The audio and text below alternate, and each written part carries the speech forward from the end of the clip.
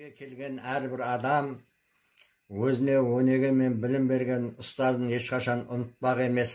Қайда жүрсе де, қанша өмір сүрсе де, мектептен алған тәлімі мен тәрбиесі арқылы өз ұстаздарымен мақтанып отырады. Осындай ұстаздар мен өзім туып өскен Қарақалпақстанның Қараөзек ауданындағы Ақбеткей ауылында да көптеп болатын. Бүгінде олардың ешқайсысы өмірде жоқ. Сол ұстаздарыма арналған ұстаздарға деген өлеңімді оқып берейін.